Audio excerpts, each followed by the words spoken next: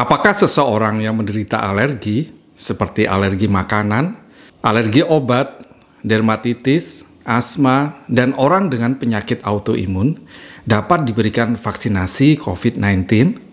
Ikuti pembahasannya dalam video berikut ini.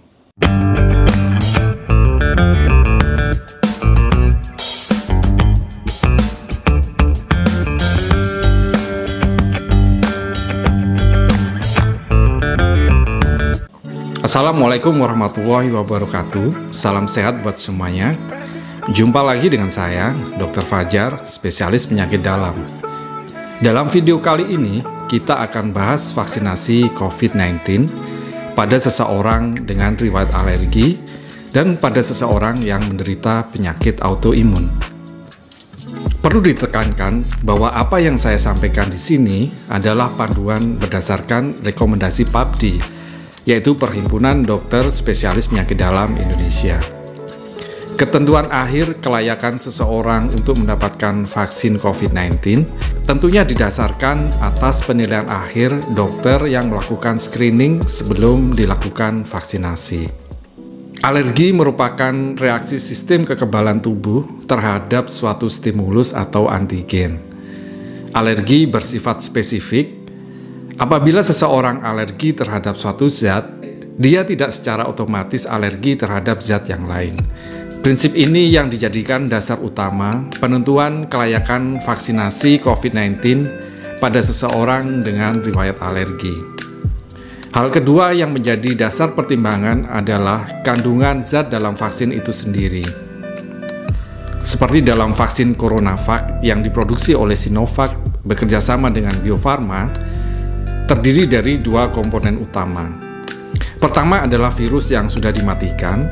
Selain itu juga terdapat bahan adjuvan, yang utama adalah aluminium hidroksida. Bahan adjuvan ini berfungsi untuk meningkatkan imunogenitas atau kekuatan dari vaksin.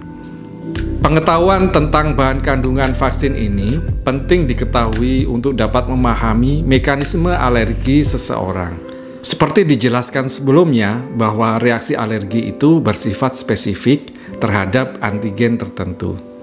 Karena kita tidak mengetahui apakah seseorang akan alergi terhadap komponen vaksin yang akan diberikan pada suatu pemberian vaksinasi, mengharuskan kita untuk berhati-hati pada saat melakukan vaksinasi, terutama pada seseorang dengan riwayat alergi. Selanjutnya, kita akan bahas satu persatu jenis alergi yang didapat, serta kelayakan vaksinasi vaksin COVID-19 pada individu tersebut. Pertama, alergi makanan. Alergi makanan seperti udang, telur, tidak menjadi kontraindikasi dilakukan vaksinasi COVID-19. Seperti saya sebutkan sebelumnya, alergi bersifat spesifik terhadap antigen tertentu. Alergi terhadap makanan tidak otomatis menjadikan orang tersebut alergi pada zat lain, misalnya komponen dari vaksin COVID-19. Kedua, alergi obat.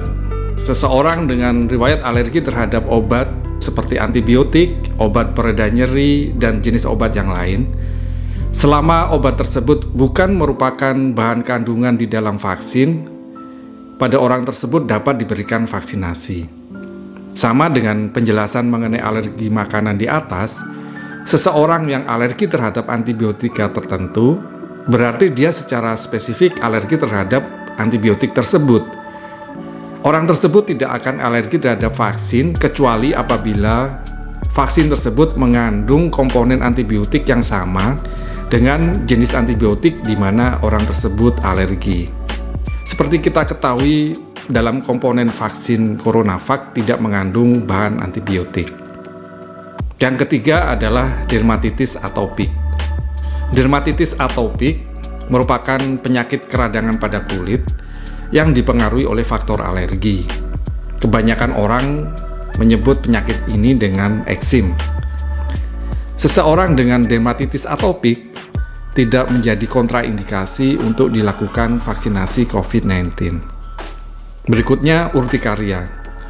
Urtikaria atau yang lebih sering dikatakan orang dalam bahasa Jawa sebagai biduran adalah penyakit kulit yang ditandai dengan bercak kemerahan yang muncul berulang apabila seseorang terpapar dengan alergen atau zat pemicu alergi.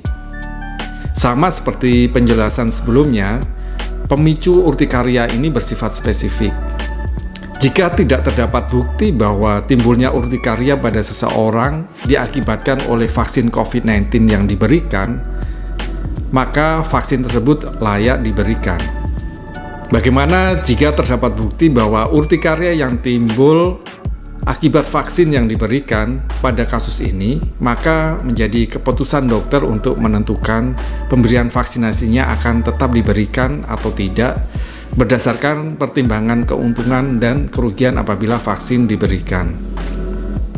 Apabila diputuskan untuk diberikan vaksinasi pada kasus seperti ini, dianjurkan pemberian antihistamin atau obat anti alergi sebelum dilakukan vaksinasi. Berikutnya adalah rinitis alergi. Rinitis alergi adalah reaksi hipersensitivitas pada hidung akibat rangsangan alergen tertentu, misalnya debu, udara dingin, dan lain-lain. Rinitis tidak menjadi kontraindikasi untuk dilakukan vaksinasi COVID-19. Berikutnya adalah asma. Penyakit asma yang terkontrol, stabil, dan tidak dalam eksaserbasi akut atau suatu serangan akut dapat diberikan vaksinasi. Berikutnya kita bahas reaksi anafilaksis yang bukan akibat dari vaksin COVID-19. Kita bahas dulu apa yang dimaksud dengan reaksi anafilaksis. Reaksi anafilaksis adalah reaksi alergi yang berat. Awalnya bisa ditandai dengan gejala yang ringan, misalnya gatal-gatal. Keluhan tersebut akan memberat dalam waktu yang singkat, diikuti denyut nadi yang cepat dan sesak nafas, dan dapat berakhir dengan kondisi syok atau tekanan darah yang rendah. Reaksi anafilaksis ini merupakan kondisi emergensi sehingga memerlukan penanganan yang cepat. Reaksi anafilaksis ini dapat terjadi karena paparan zat apapun, tidak hanya akibat dari proses vaksinasi. Dapat terjadi misalnya pada kasus penyuntikan antibiotika, obat pereda nyeri, obat penurun panas, dan jenis-jenis obat yang lain. Pada kasus di mana seseorang mengalami reaksi anafilaksis, tapi tidak terdapat bukti bahwa reaksi anafilaksis tersebut diakibatkan oleh vaksin COVID-19 yang diberikan, maka pada individu tersebut dapat diberikan vaksinasi COVID-19. Vaksinasinya sebaiknya dilakukan dengan pengamatan yang ketat dan persiapan penanggulangan reaksi alergi berat.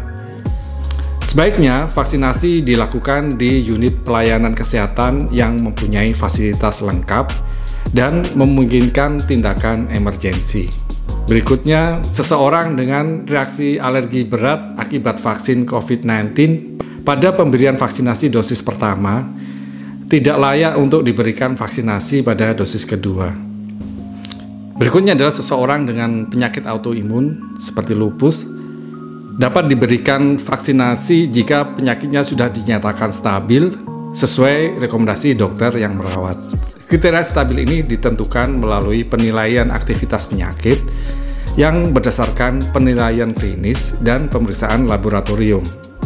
Kesimpulan dari pembahasan kita kali ini, yang pertama, reaksi alergi bersifat spesifik terhadap alergen tertentu. Bila seseorang alergi terhadap zat A, misalnya makanan, tidak secara otomatis orang tersebut alergi terhadap zat B, misalnya vaksin. Kedua, pada pemberian vaksinasi, kita tidak mengetahui dengan pasti apakah seseorang yang kita berikan vaksinasi tersebut akan mengalami reaksi alergi.